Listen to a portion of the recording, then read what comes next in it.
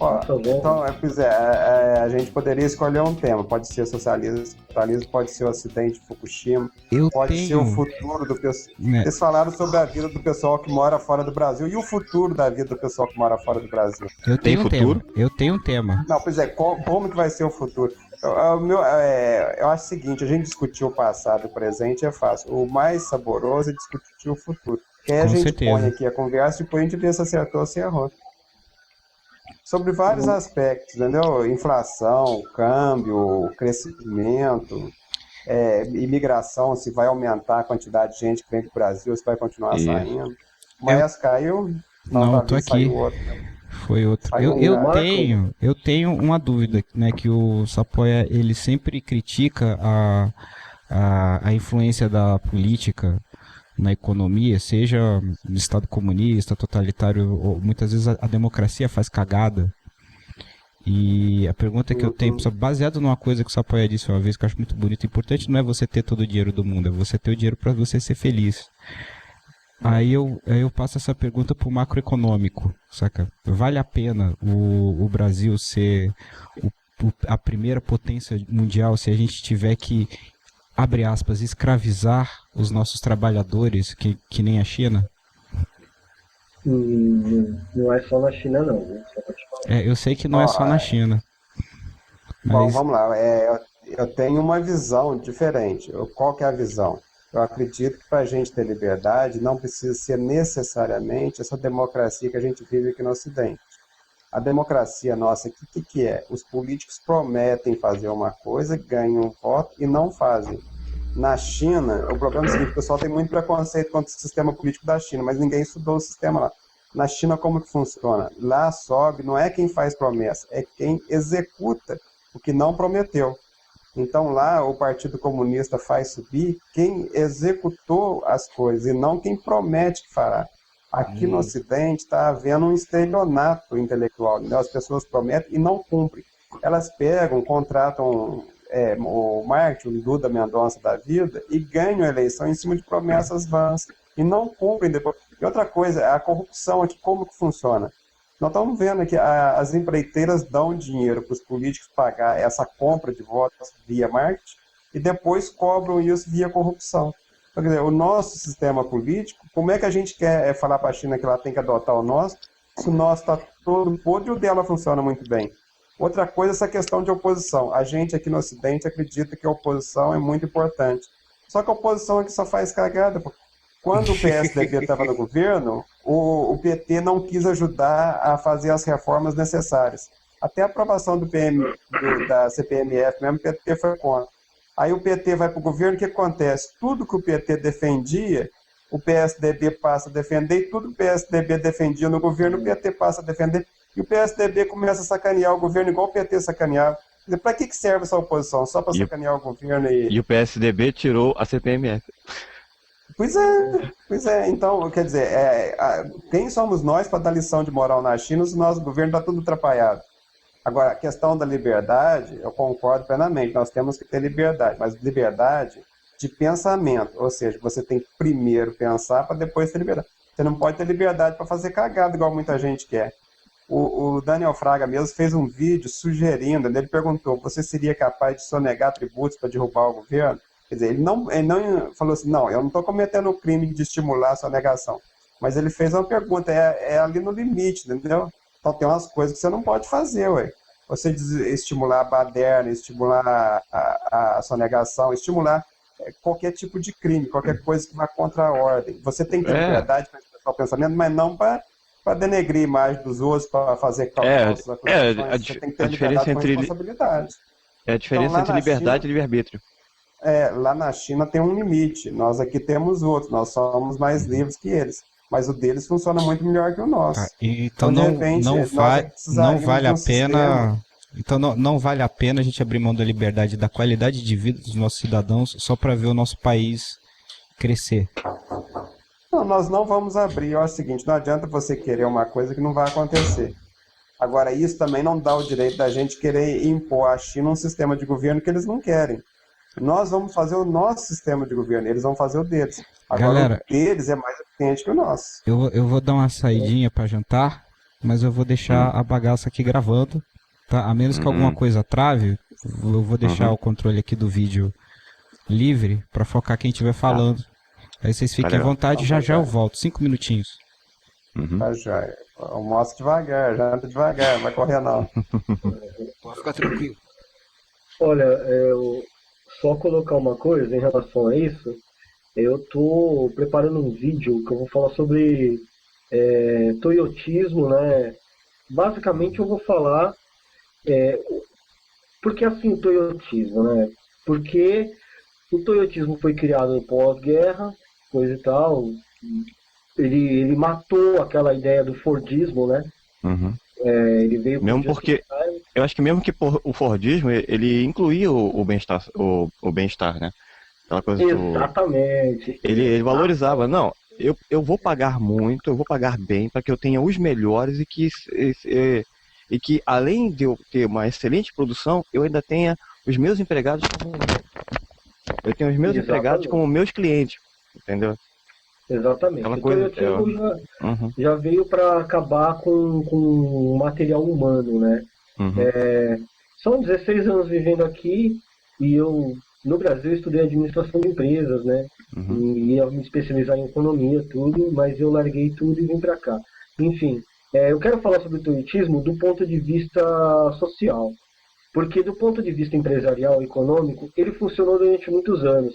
Só que, como eu disse, há 10 anos, o Japão, ano após ano, está perdendo. Só crise, só crise, só crise.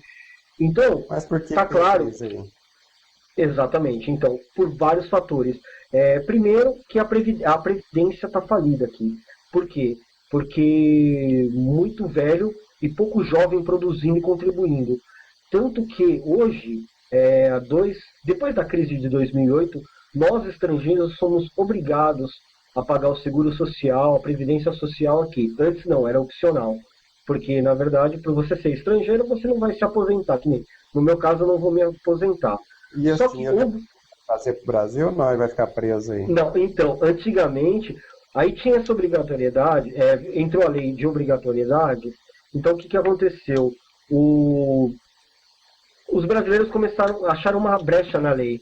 Você fazendo um contrato de 2 meses, você não era obrigado a pagar o seguro social, a previdência. Então, quer dizer, achou-se um jeito, em 2008, achou um jeito de burlar a lei. Só que eles já foram... Que ano passado, né, que veio o ministro... A galera do Brasil veio para cá, veio o ministro da Previdência, quem mais que veio? Eu não lembro. Que aí eles fizeram um acordo. Agora a gente paga a Previdência aqui, mas pode receber no Brasil. Por quê? Porque Japão foi esperto o suficiente para entender que 250 mil brasileiros contribuintes e ativos no mercado de trabalho significa uma puta grana para eles. Entendeu? Então, os jovens, eles não têm a obrigação de trabalhar, sabe? Eles vivem de ajudas que o governo dá, sempre tem alguma coisa assim para eles. Mas pra gente, pros brasileiros, não tem por que a gente viver com essa mixaria. Então, vamos sim trabalhar, vamos produzir, vamos pagar a previdência para eles. Sacou? Então, nesses últimos 10 anos, o que aconteceu com o Japão é o inverso do que aconteceu com o Brasil. O país ele teve o pós-guerra de reconstrução do país, eles conseguiram se tornar nos anos 80 uma potência, teve a bolha econômica, a bolha deu o primeiro estouro, aí foi bem nessa época, 20 anos atrás mais ou menos, que os decassegues, né, os brasileiros começaram a vir para cá como mão de obra barata, uma saída para eles. Só que como foi o processo inverso do Brasil, em vez do país crescer, ele foi amargando crise após crise, crise após crise. Eu considero assim, o protecionismo do mercado interno, o monopólio de algumas empresas e a corrupção no governo são os 3 fatores, e a quebra da Previdência são os fatores principais que estão levando o Japão para o buraco. Não precisa ser nenhum economista, nenhum especialista para saber que esse é o caminho inverso dos países que são os emergentes, os países que estão crescendo. sacou? Não que no Brasil eles estejam corrigindo a corrupção ou a previdência, mas o que acontece é que o país começou a crescer não porque as grandes potências caíram, porque se fosse assim, a Coreia do Sul, por exemplo, continuaria na miséria, não é verdade? E hoje eles são uma potência muito grande. É porque eles mudaram, os governos do Brasil mudaram o quê? Política de juros, que nem aqui tem muito esse lance de banco aqui não quebra, né? Quando teve a Lehman Brothers, o problema da Lehman Brothers, eles eram donos de uma das maiores financeiras do país. Aliás, eu falei isso no vídeo. Então, o que aconteceu? Para o governo japonês, não pode quebrar. Então, eles vão injetar dinheiro ali. O povo pode se fuder, mas eles têm que segurar a instituição financeira. Quando teve a fusão de 3 bancos aqui, porque aquele banco de Hong Kong, que acho que é o maior do mundo, né? Não sei se apoia, você me corrija. O HSBC. É um grupo, né, na verdade. Hong Kong Shanghai Bank Company. Então, é um banco inglês, eu acho. Um banco inglês. Isso. Na verdade era inglês, né? Já vem da época que a Hong Kong era colônia. Então, esse grupo, eles quiseram entrar aqui... O maior banco do mundo hoje... Deixa eu dar uma versão do problema do Japão. O Japão, ele cresceu muito depois da Segunda Guerra Mundial, só que ele já saiu de um PIB per capita alto.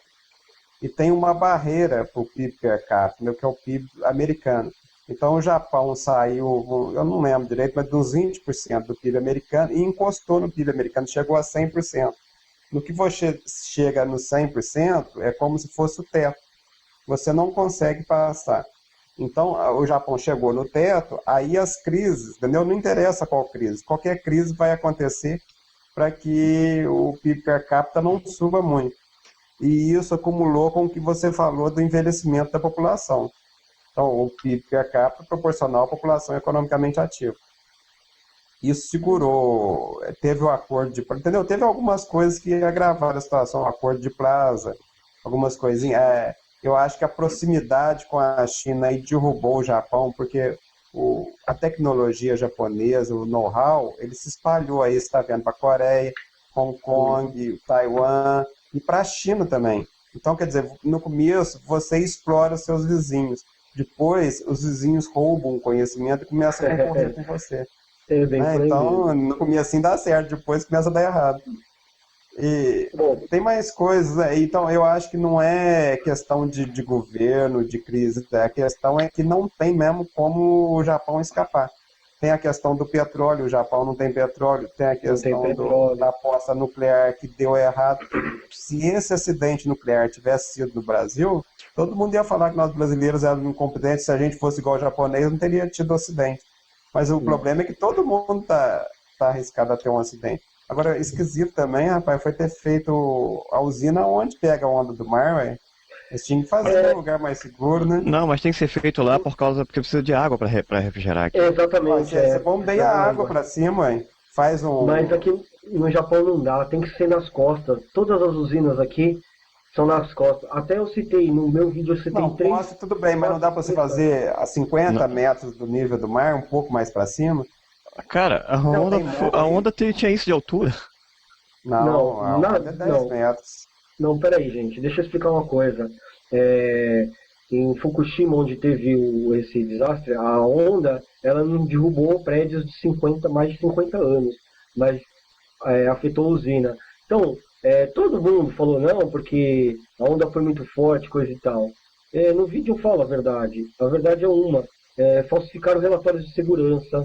Um relatório que vazou na Wikileaks no ano passado, que era de 2005, de um deputado que levou a Câmara Alta, que aqui seria o Senado, coisa e tal. Ele disse que a maioria das usinas no Japão não tinham condições de operar, exatamente por questões de segurança. Mas prevaleceu a filosofia Maluf, superfaturação das obras e com material de baixa qualidade. Alguns anos atrás, eu não sei, isso deve ter na internet, teve um escândalo aqui chamado LiveDoor. LiveDoor é uma empresa, era uma empreiteira construtora, que eles faziam exatamente isso, superfaturavam as obras e usavam materiais de baixíssima qualidade. Aqui no Japão o problema não foi tão grave, mas na Indonésia, na Coreia, que os caras tinham assim uma força muito grande, os caras tiveram assim, foi uma coisa feia, feia mesmo. Ou seja, esse tipo de coisa em Fukushima, como eu digo no vídeo, poderia sim ter sido evitado. Se você procurar na internet, você vai achar a verdade sobre o acidente em Fukushima e você vai ver que essa mesma entidade, né, instituição que foi no Brasil um tempo atrás, em Angra, né, para fazer depois que teve o acidente aqui, eles foram lá para ver as questões de segurança, coisa e tal. Eles vieram em 2008 para o Japão, fizeram a inspeção em Fukushima e eles reprovaram. Então, o que a TEPCO, né, que é a empresa que mantém a usina, fez? Eles deram uma maquiada no negócio só para passar. Isso não é só na usina. Dentro de empresas que nem a Sony, que nem... Deixa eu ver, eu trabalhei em Sony, Mitsubishi, só que é no Mitsubishi para fazer elevador. Tem o ISO, né? Vocês já ouviram falar o ISO 9000, 9001. Meu, qualidade zero, velho. Eu montei PlayStation, então se você tiver um PlayStation 2 com parafuso solto, desculpa, foi eu que montei, tá? Porque assim, eles só pegam o certificado para auditoria quando for lá e colocar. Para vocês terem uma ideia, quando a auditoria da ISO chegou numa empresa que eu trabalhava, eles deram folga para os brasileiros, cara. Vocês acreditam nisso? Por quê? Porque então, é muita coisa, assim, muita corrupção que existe. Então, que nem no caso do acidente de Fukushima, se tivessem feito da forma correta, tudo certinho, não teria acontecido o que aconteceu lá. É fato. Eu já discuti isso com muita gente, mas já quase apanhei. Especificamente o que está errado lá? Especificamente. Questões de segurança. Questões de segurança. Eu tenho certeza que Angra é mais seguro. Toda a estrutura que envolve. Você falou que teve um negócio lá, que eles colocaram umas placas adicionais, e foi exatamente isso, essas placas adicionais que seguraram a coisa lá. Não, essas placas adicionais que caíram. Acho que caíram? Então, eu não sei se tem essa imagem na internet, mas eu cheguei a ver uma imagem, a parte que foi destruída. Depois, meses depois, eu procurando na internet sobre o caso, aí foi dito que essa instituição tinha exigido que a empresa que cuida, né, que eles reforçassem a segurança da estrutura do prédio que mantinha o núcleo. Por quê? Porque era perigoso, sei lá, bater um vento e cair tudo. Então o que eles fizeram? Caramba. Eles colocaram placas de concreto e essas placas ruíram com o tsunami. Agora, um hospital que tem mais de 50 anos, que é um prédio velho, não ruiu e que estava mais próximo da costa. Aí os geólogos... Aí as pessoas que chegaram na mídia e deram a explicação científica para isso, tá ótimo. Todo mundo aceitou, tá tudo bem, que tragédia, coisa e tal. Então não, aquela coisa, um homem de jaleco falou, tá falado. Exatamente, só que esse homem de jaleco trabalha pro governo japonês. Não, pois tinha que ter jeito de... Ou pior, pra usina. Não, pois muitos prédios, né, não caíram, eles resistiram ao terremoto, tecnologia boa. Agora, uma usina atômica tinha que ser mais forte que um prédio. Aí. Se os prédios resistiram, por que a usina... Você falou prédio, mas a informação que eu tenho, sabe o que é? Diz que tinham onde guardava o óleo diesel para o gerador de emergência, o tanque de óleo diesel.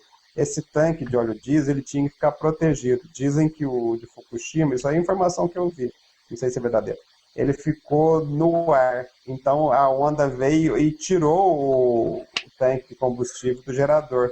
Foi aonde não conseguiram energia para substituir o corte de energia e fazer o resfriamento. Foi por isso que explodiu. Essa é a informação que eu tenho. Especificamente, né? Por que explodiu? Porque não foi refrigerado. Não foi refrigerado por quê? Porque não teve gerador de emergência. Não teve gerador por quê? Porque faltou óleo diesel. Cara, faltou óleo diesel porque o tanque saiu do lugar. Essa é a informação que eu tenho. Olha, a usina aqui, a de Angra... O tanque saiu do lugar, ué. A de Angra, ela trabalha da seguinte maneira. Tem uns bastões de grafite que eles são suspensos com energia elétrica. Então, no caso, se qualquer merda, no pior, no ruim de tudo, entendeu? Deu a merda total, os bastões de grafite caem dentro do núcleo e matam o gerador. Matam o gerador, Isso é... Entendeu? Então isso você não tem. Então você não tem essa coisa de não, você tem que fazer alguma coisa para o gerador morrer. Não. Você tem que fazer alguma coisa para que o gerador não morra. Entendeu? Então, se acontecer alguma coisa, qualquer merda que acontecer lá em Angra, os bastões de grafite vão cair dentro do núcleo. É a pior coisa que pode acontecer. São os bastões cair dentro do núcleo e matar a reação. Tem um físico nuclear espero que você francês... esteja correto, viu? Porque Não, muitas vezes, ô Marco, o problema é o seguinte, muitas vezes eles passam uma informação pra gente e essa informação não é que não é verdadeira. verdade. Foi O grande problema é esse. Se você fosse entrevistar o pessoal, entendeu? Por quê? Não, mas a usina de Angra, ela é mais nova do que Fukushima. Ela é mais nova. Marco, o negócio é o seguinte, quando começaram as usinas nucleares, eles acreditavam que ia ter um acidente a cada 200 anos. Não, mas as usinas nucleares, elas produzem energia com produto secundário, elas foram criadas para fazer plutônio. Mas elas estão tendo um acidente a cada 20 anos. Então, quer dizer, você faz uma previsão, mas só que as previsões não se concretizam. Por quê? Porque aconteceu alguma coisa que não estava prevista. Mas poderia... Você faz os esquemas de segurança, é igual um carro. Você pega um carro, você não imagina que você vai bater, mas acidentes acontecem. Então, a usina nuclear, você está falando aí que a do Brasil não tem perigo nenhum. Eu acho Não, o seguinte, tô falando que ela não tem essa coisa. Ela não é desse modelo em que você precisa de energia para matar o gerador. Entendeu? Não sei, eu sei o seguinte, ela é de um outro modelo. Tanto envolve envolve risco risco. que a própria Alemanha que vendeu a tecnologia para a gente está desativando as usinas nucleares deles. Os alemães, para mim, Teco, é o seguinte, para mim tem dois países exemplo no mundo. O rico, a Alemanha, e o pobre, China. O Japão, é claro que é uma potência, mas o Japão, não sei o que aconteceu com ele, que está andando meio para trás. Agora, a Alemanha, ela está montando um esquema de explorar o restante da Europa. A Alemanha, eu não sei agora, mas ela chegou a exportar mais café que o Brasil, sem produzir um grão de café. Sim. Ela arrumou um esquema ali que ela suga a riqueza da Europa para ela, né? Então, a Alemanha eles conseguiram com o euro que não conseguiram com 2 guerras mundiais. E a China também, eu analiso os números, eu faço o seguinte, eu faço uma análise reversa. Ao invés de eu pegar uma teoria bonita e achar que ela deve ser aplicada a um país, igual o Rodrigo Constantino, o Daniel Fag, por exemplo, a escola austríaca, eu faço o inverso. Qual país que está bem? Emergente é a China, rico é a Alemanha. Aí eu estudo o que eles fazem, entendeu? Primeiro eu caço os números. Estados Unidos vai ter crise, a Inglaterra vai ter crise, França vai ter crise, Itália vai ter crise, Espanha vai ter crise. Então, eu estou falando dos grandes. Então a gente pega por tamanho. O Japão não é que vai ter crise, o Japão está numa crise desde 85, né? Como você mesmo está vendo. População envelhecida, sem petróleo, a aposta nuclear deu errado, agora a pressão popular vai fazer com que não se invista na energia nuclear. Se eles não têm energia nuclear, não têm petróleo, qual é a energia que eles vão usar? A energia está cara. Né? A China tem carvão. Todo mundo pode meter o pau, mas mete fogo no carvão lá. Meu, vamos fazer um gato, vamos puxar um fio da China pro Japão e vambora. Fazer um gato. Passar um cabo no mar do Japão e vamos sugar a energia desses filhos das putas. O que acontece é o seguinte, eu não assinei nenhuma petição, eu falei isso no vídeo, e eu fui criticado no vídeo, coisa e tal. Porque é o seguinte, o pessoal fala assim, não, vamos desativar a usina nuclear. Primeiro, na prática, para você desativar toda uma usina nuclear, leva anos, e não leva 10 anos, leva 50, 100 anos para desativar tudo. Como é que eu vou ligar meu PlayStation? Segundo, para você gerar energia, para você substituir uma fonte de energia, você tem que ter já uma outra funcional. E vai ter o quê? Hidrelétrica. No Japão não tem nem rio. O rio que tem aqui, como é que você vai gerar energia para um país inteiro? E o país inteiro é plugado na eletricidade. Tudo que a gente tem é aparelho eletrodoméstico. O meu forno não é a gás, é a energia elétrica. Tudo meu. Então, por que eu fui contra? Você apoia a energia elétrica? Não, eu só não quero ter que pagar muito caro por uma coisa que todos os países já estão pagando menos do que há 50 anos atrás. Eu também acho, desativar a usina não, mas também não precisa fazer novas usinas, né? Continuar apostando nesse modelo. Eu acho que Por exemplo, aqui no Brasil, nós temos 3 usinas nucleares, uma está sendo finalizada, existe um projeto de fazer mais umas 15. Você fala assim, não, põe essas 15 para lá, pô. Vamos ficar com essas 3, né? É parar com as 3, não. As 3 deixa. cuida delas, investe na segurança, fortalece a segurança, Exatamente. mas fazer mais, não, porra, vamos fazer Não, outra não tem coisa. necessidade. Porque, exatamente, porque o modelo do Brasil é bem diferente do Japão. Você tem hidrelétrica aí, já é um suporte, já é um apoio. E, Eu acho que o Theo, Japão... Foi, diz aí. o que você achou desse pessoalzinho, desses ecochatos falando contra Belo Monte? Puta que eu pariu, eu tinha que tocar nesse O assunto. que você achou Eu acho um bando... movimento Gota de Bosta? Olha, eu acho um bando de inútil. Sério, eu acho um bando de inútil. Por quê? Porque os caras, eles... É a mesma filosofia dos caras pintados da minha geração, sacou? Tipo, uma coisa que não tem nada a ver, você não tem por que lutar, os caras estão fazendo o maior escarcéu, saca? Tipo, o Brasil é um estado laico, então por que que alguns estados, alguns municípios tá tendo essa parada de ensino religioso opcional? Para começar, não deveria nem ter, porque se o país é laico, já não deveria. Então, contra isso ninguém vai brigar, sabe? Aí o pessoal vem e me critica, não, mas Belo Monte é uma coisa enorme, isso que você está falando é um negócio de nada. Não, peraí. Para mim, problema é problema. Ah, mas um é maior que o outro, mas tem que ser resolvido. Sacou? E eu acho que Belo Monte, eu não fiz vídeo, não falei nada disso, porque eu sei que muita gente... É a mesma coisa, eu me arrisquei a falar do aborto e da usina de Fukushima, já esperando que muita gente vai me criticar, vai falar coisa e tal. Só que eu, que nem sobre Belo Monte, a minha visão é de um cara que não gosta de ecologista. Eu não gosto de veganista, não gosto de ecologista. Porque eu já tive problema com os dois tipos de pessoas. Ah, eu já Saca? comi muita vegan. Mas você falou que era vegan também, porque elas não dão pra quem é onívoro, né? Não, não deu de boa. E não tinha cheiro de alface, não. Era bacalhau. Era bacalhau. Você já chegou causando, hein, mano? Mas assim, só pra finalizar, esse negócio da usina, pra mim, o maior problema foi realmente a corrupção. Por quê? Porque se a empresa tivesse sido honesta, se o governo tivesse sido honesto, é aquele velho negócio. Ah, eu não vou fazer seguro porque não vai ter problema nenhum. Aí tem o problema, aí tudo vem à tona. E para finalizar esse assunto, o Japão se recuperou. Nossa, que ótimo, o Japão se recuperou rápido. Você vê que é um país de primeiro mundo, blá, blá, blá, blá, blá, blá. Eu vi muito isso, Gasolina aumentou, a gasolina aumentou, o cigarro aumentou, o imposto do consumidor aumentou. Isso ninguém falou. É mesmo! Ninguém falou dessa merda, sacou? Tipo, quando teve a fusão de alguns bancos que foi suspeita, ninguém falou de onde o governo tirou dinheiro. Quando o Lehman Brothers quebrou e quase levou a maior financeira do país, não, o governo japonês foi capaz de segurar, dizendo... aquela velha história que acontece no Brasil, né? Tem que proteger o banco, a financeira, coisa e tal. Mas quem pagou essa conta? Ó, o trouxa do brasileiro que paga a previdência aqui, que paga imposto aqui. A mesma coisa no passado. A gasolina chegou num ponto assim que não dava mais. Era melhor você pegar sua bicicleta e andar por aí. Saca? Ninguém falou nisso daí. Não, eles falam que no Brasil é a gasolina mais cara do mundo, nossa, aqui está ruim, nós somos a Grécia, pior que a Espanha. Falar em Espanha, Pois é, vocês viram lá então- do rei, que o rei parece que ele é presidente de honra de uma entidade ecológica e foi matar elefante na África. Normal. Perfeitamente Ai, normal. que bom.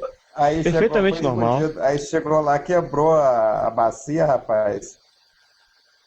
A Espanha em crise, ele pagando lá uma fortuna, um amigo dele pagando por ele, não sei, pagando uma fortuna para matar elefante. Uhum. Então, esses foda. políticos, é tudo de fachada, é tudo de mentira. Agora, lá na China, entendeu? O que está acontecendo? Lá na China não é fachada. Lá na China eles trabalham para um projeto de longo prazo para se sustentar no poder. Entendeu? O Partido Comunista, se o cara errar, ele tira o cara, porque o partido quer se manter no poder. Então lá eles querem eficiência. Aqui no Ocidente, esse trem todo, Otex, esse trem todo vai ruir. Esse sistema financeiro todinho vai ruir. Se você pegar o Reino Unido, a dívida dos bancos dá 900% do PIB, dá 9 vezes o PIB, 8 vezes o PIB. Então, os bancos vão quebrar e o governo vai ter que salvar os bancos. Então, aquele treinado está todo bichado. O Reino Unido, a Europa, está todo mundo. Os Estados Unidos está bichado, entendeu? O Japão aí, a dívida pública parece que de 200% do PIB, né? Tá. Você pensa bem, se existe muita gente aposentando, o governo tinha que ter uma poupança para bancar essa previdência que está falida. Se o governo está com 200% do PIB, como é que ele vai bancar? Então, quer dizer, ele tinha que ter economizado, ele está devendo. E assim está a Europa, assim está os Estados Unidos. Esse trem todo, na minha opinião, vai ruir e a China vai emergir como uma grande potência financeira, intelectual, porque a China é austera. Lá na China, eles não prometem aposentadoria. Aqui no Ocidente, não. Eles falam assim, não, na China não tem aposentadoria. Na China não tem, mas aqui também não tem. Aqui eles falam que tem, mas na hora que for para aposentar não vai ter, entendeu? Aqui o que tem aqui, isso aí o Rodrigo Constantino tá certo, o que tem aqui é um esquema Ponzi. Para os primeiros vai ter aposentadoria, mas na hora que chegar no final, não tem. Em 2005, isso aqui vai estourar em 2050, eu estava vendo a demografia do Brasil, em 2050 que essa merda vai estourar no Brasil, quer dizer, nós estamos em 2012, né? Tem 40 anos praticamente. Então esses esquemas Ponzi, eles demoram muito tempo para estourar às vezes, e as pessoas não vê o esquema, pô. Vai estourar em 2050, você vai preocupar agora? Então a gente Então a gente tem que comprar aí umas ações da Apple, né? Porque aposentadoria que é bom não vai ter, não. 2050 eu já vou estar morto, né? Eu também. Se Deus quiser. Mas, que vai dar merda, mas é o seguinte, por exemplo, você tem direito a 2 mil de aposentadoria, o governo paga 1.000, quebra para metade, né? Aí salva o sistema. Você vai levar uma vidinha mais modesta, ao invés de gastar muito, você gasta pouco. Acho que não é nada extraordinário, não, mas que vai ter o que o pessoal está acreditando que vai ter uma aposentadoria, essa aposentadoria não vai ser verdade, isso aí eu tenho certeza. Você quer ver um esquema que está totalmente fora do lógico? Uma pessoa comum, ela poupa para a sua aposentadoria. Então, lá nos Estados Unidos tem plano de aposentadoria, Europa, no mundo inteiro tem. Então, você está poupando. Só que, ao mesmo tempo que o cara poupa, ou seja, ele paga um banco para administrar a poupança para ele vai no banco e faz um empréstimo a juros maiores do que a poupança dele.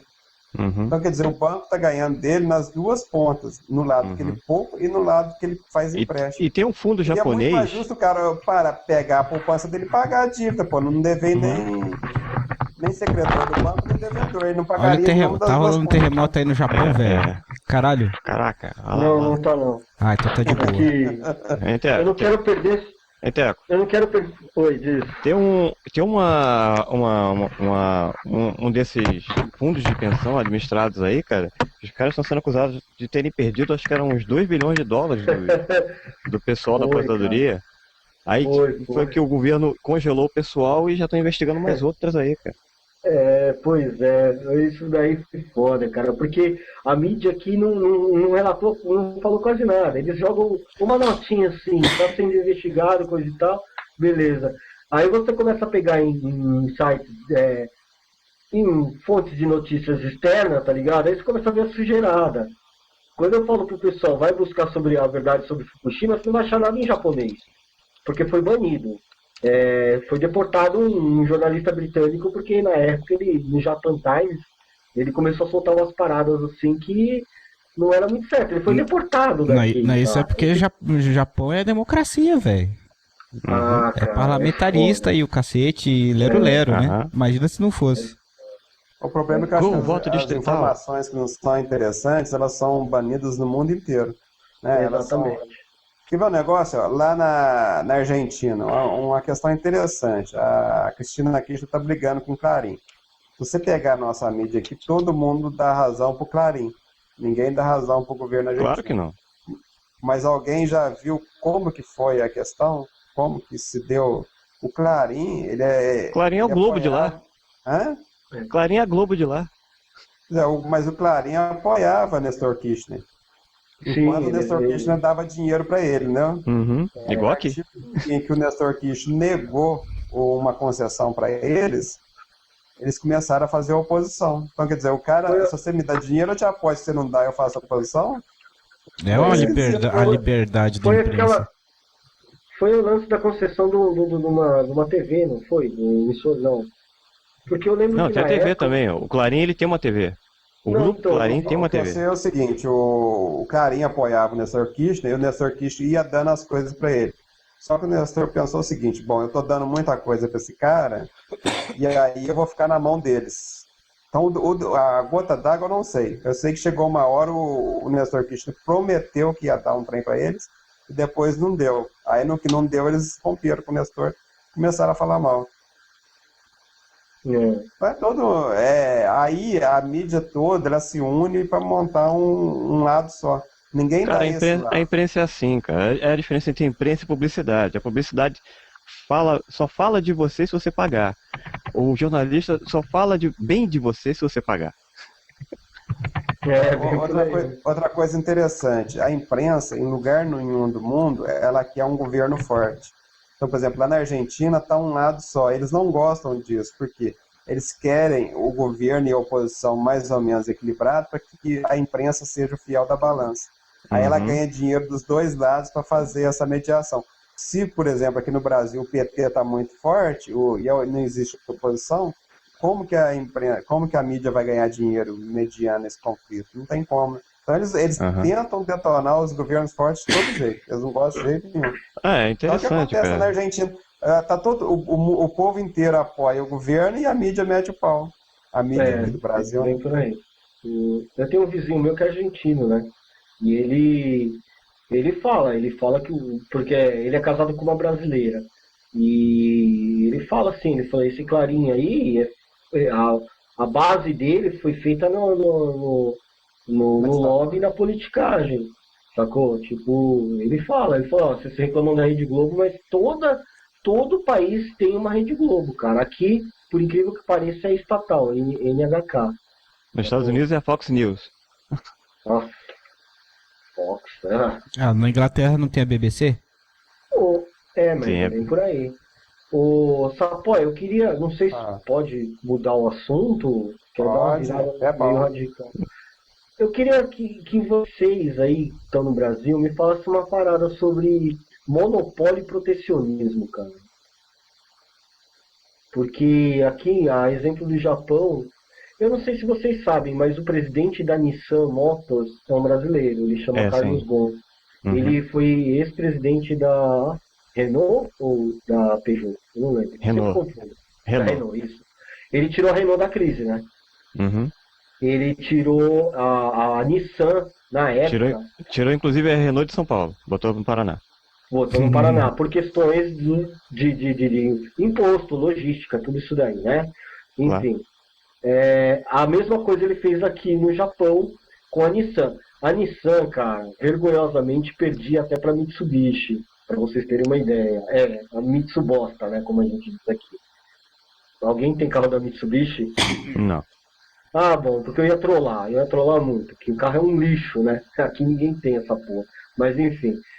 O que dizem que o Mitsubishi era tão bom, assim, na Segunda Guerra, que é exatamente o avião escolhido para jogar contra navio. Boa. Então, o problema do Japão, que eu também acho, assim, do ponto de vista econômico, é monopólio e protecionismo. Agora, depois de não sei quantos anos, assim, eles passaram a mudar. Por quê? Porque o mercado já não estava mais suportando tipo, os fatores externos. Um exemplo disso daí. Quando o Carlos Ghosn assumiu a presidência da Nissan, ele não entendia como é que um carro tão bem produzido, um carro que tinha sim tecnologia, tinha sim qualidade para concorrer com a Toyota. Pôneis malditos. Estava em quinto lugar, velho, no mercado interno. No mercado externo. É a maldição do pônei. Então, aí, o que acontece? O cara chegou e ele começou a analisar a situação. E tem um carro que vocês, não sei se vocês entendem do assunto, que se chama Skyline. A Nissan, ela tinha aquele negócio aquela cultura de empresa nacional, ultranacionalista. Então, a gente vai fazer os carros, mas esse carro vai ser nosso, vai ser exclusivo, ninguém no mundo vai ter. Esse Skyline era um exemplo disso daí. E aí o Ghosn, quando chegou, falou, não, mas esse modelo de carro, se vocês botarem para vender na Europa ou nos Estados Unidos, vai vender muito. A bancada da diretoria da Nissan virou assim, não, mas esse é o Skyline, esse é carro japonês só para japonês consumir, não é para o mercado externo. E não tem nenhum concorrente, não tinha nenhum concorrente, porque o próprio governo, tanto que a GM aqui, as montadoras de fora, elas só podem vender carro aqui fazendo uma joint venture com alguma outra montadora japonesa, sacou? Sabe aquela, como é que chama aquela da Coreia? A China quase copiou isso aí de vocês, né? A China ela é bem por aí. copiando que dá certo. E copiou o capitalismo de Estado de Singapura. De Singapura, Como é que chama aquela montadora da Coreia do Sul? Coreia... Hyundai, tem mais, né? Hyundai, né? Que é o símbolo é o H. Eles tentaram entrar aqui, só que a porcentagem que eles iam receber era 20%, velho. Como é que você faz o acordo e você oferece, claro, é capitalismo selvagem, né? Você vai oferecer, não, você quer vender aqui? Tudo bem, você faz uma joint venture você vai entrar junto com alguma outra empresa, saca? Uhum. Essa empresa vai cuidar do quê? Vai cuidar das vendas, vai cuidar... Ah, mas eu quero abrir uma montadora aí. Não, montadora você não pode abrir, não. Você pode vender seus carros aqui. O imposto vai ser mais alto, o que seria o IPVA, equivalente a IPVA no Brasil, vai ser mais alto, o seguro vai ser mais alto, para você dar manutenção, você vai ter que importar as antenas, você está de acordo? Não, estou porque o mercado japonês é muito bom e eu quero entrar nele. Tá, e bom, o seu lucro vai ser de 20%, mas como assim de 20%? Então quer dizer, eu vou pagar para colocar meu carro aí? Falou, quer, não quer, tem a Mercedes, tem a Volvo, tem a BMW aí que quer. Como é que uma Hyundai vai concorrer com uma Mercedes-Benz, cara? Fala pra mim. Não rola. Não menosprezando os carrinhos da Hyundai, mas, pô, Mercedes-Benz... Não, mas é outro padrão. É outro patamar. É outro padrão. Né? Então, o que acontece? Aí, o Gons, ele mudou essa mentalidade. E, na época, lançaram a sedã desse Skyline. Skyline é um esportivo, né? Que a molecada gosta de fazer drift, né? Não sei se você já ouviu falar. Drift Já. Bom, enfim. Então, esse negócio, essa coisa de não, vai vender só aqui.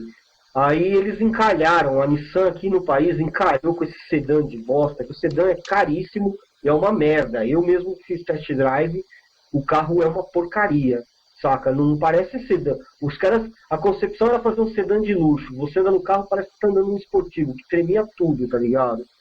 Aí, o Skyline parece um Mustang. Então, só que você tenta colocar, hoje você acha Mustang aqui, só que só importado. E é caríssimo, cara, é quase o preço de uma Ferrari, um Mustang. Você vai nos Estados Unidos, você vai pagar quanto? Sei lá, quanto que tá o Mustang? Uns 14, 15 mil dólares lá, sacou? Aqui você vai pagar 80 mil dólares num carro, sacou? É muito, muito dinheiro para um carro que você sabe que não vale tudo isso. Mas exatamente porque tem que proteger o mercado interno. Ótimo, eu bato palmas, porque daí o mercado interno ele pode crescer, sem influências externas.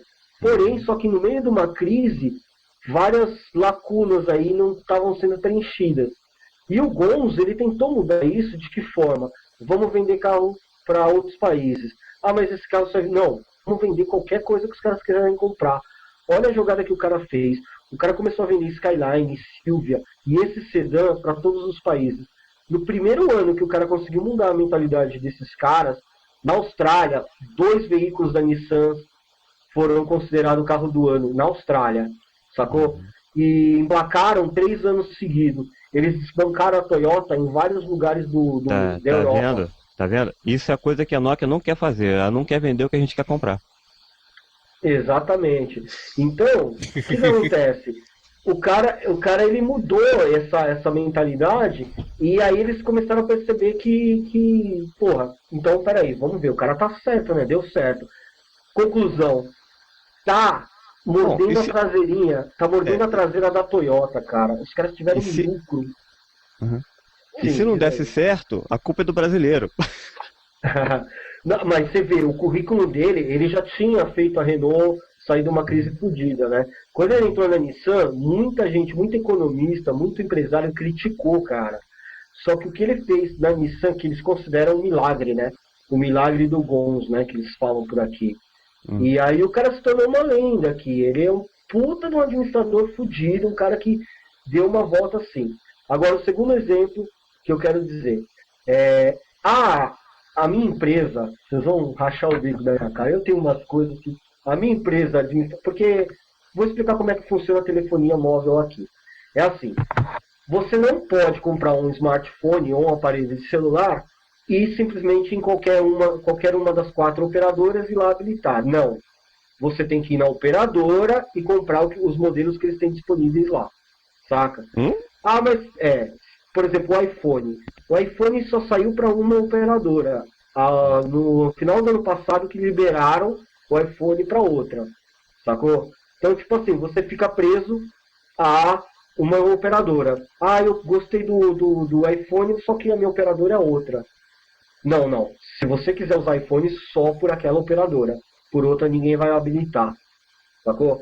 Tipo, a explicação que me deram, porque eu fui correr atrás, eu queria comprar na época um Nokia vindo da Europa, e eu perguntei se eles habilitariam, já que era só colocar um chip, né?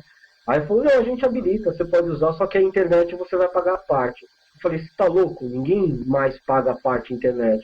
Não, você vai ter que pagar cada segundo conectado, você vai ter que pagar. Eu falei, mas por que isso? Para proteger o mercado interno. Porque você... Tá, tudo bem, vamos proteger o mercado interno, mas deixa eu ver as opções que tem aí. Não tinha quase nenhuma opção. O iPhone era caríssimo, e como eu já falei anteriormente, eu acho o iPhone uma bosta. Então, demorou muito para o Android entrar aqui, e para vir o Galaxy, e tudo isso daí. Por quê? Porque o Japão queria vender essas merdas que eles tinham aqui, de todo jeito. Beleza. O que acontece? A minha empresa é a do governo, a NTT Docomo. Mas por que eu tô nela? Porque a concorrente maior deles... Vocês já ouviram falar em Vodafone, né? Vodafone é uma empresa europeia britânica, né? Coisa e tal. Eles estavam no Japão, eles conseguiram morder uma fatia. Eles estavam crescendo muito.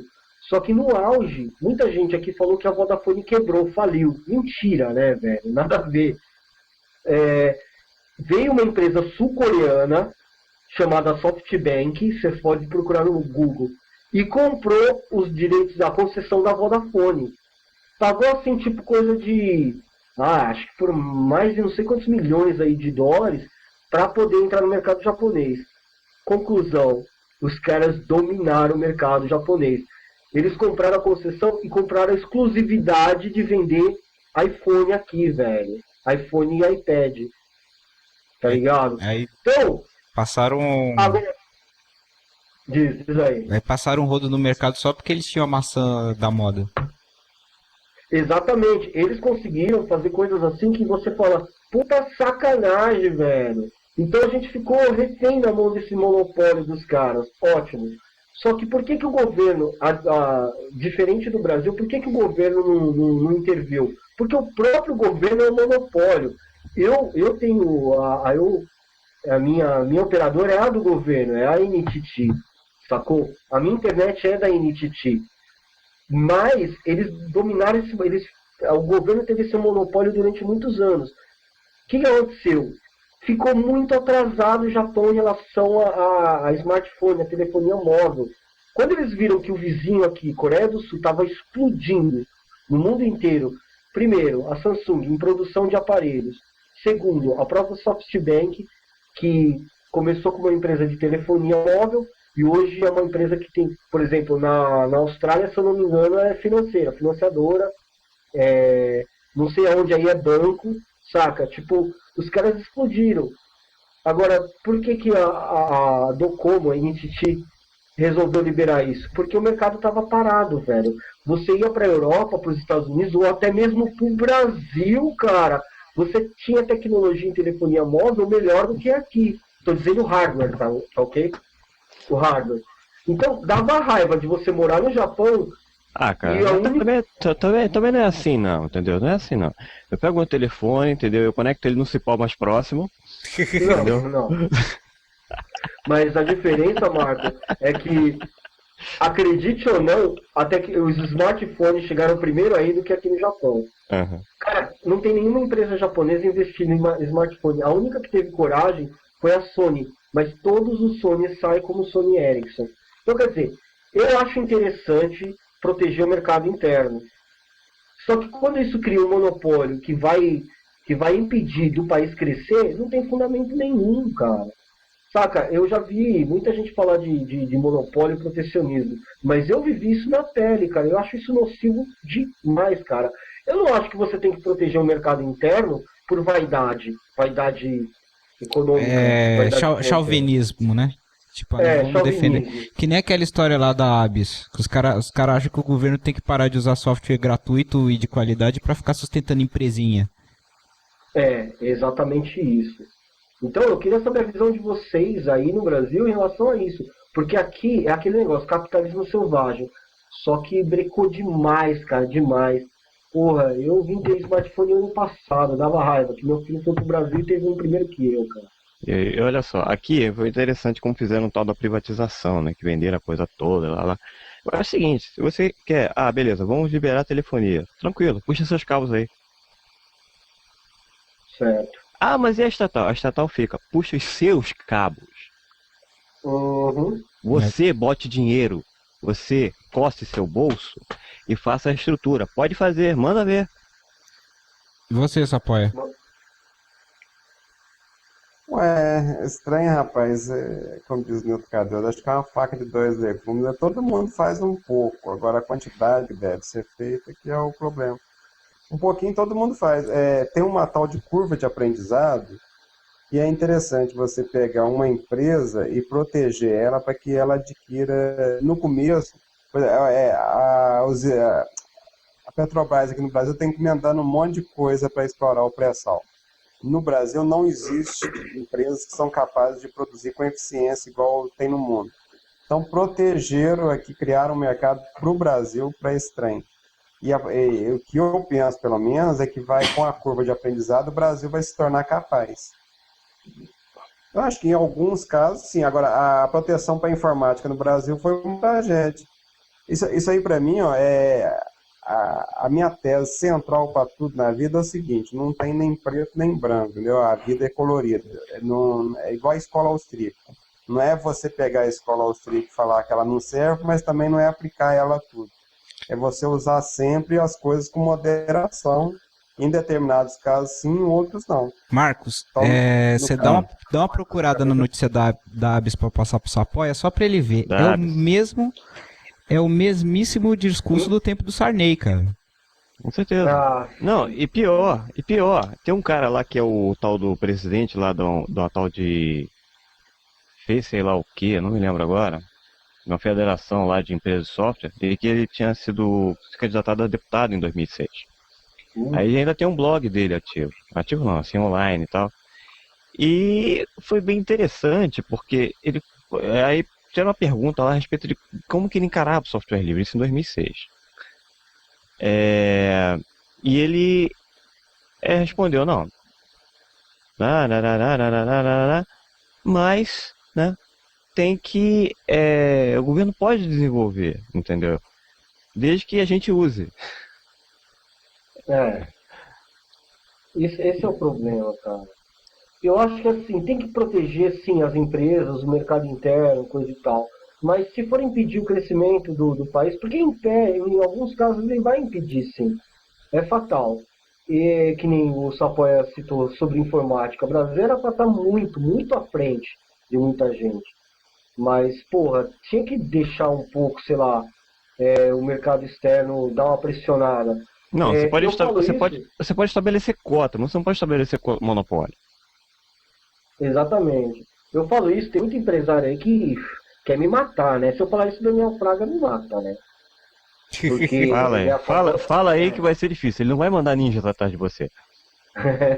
Eu tenho minha katana aqui, hein, velho. O Marco e o Sapoia não conheceram minha amiga inseparável. Aqui, ó. O áudio tá meio travado aqui. Ou o vídeo, quer dizer. Aqui tá legal. O vídeo tá meio travado. Sua katana. sei lá, eu acho assim, eu não suporto monopólio, eu não gosto de protecionismo, eu acho que o mundo é o mundo, sacou? Tipo, com o advento de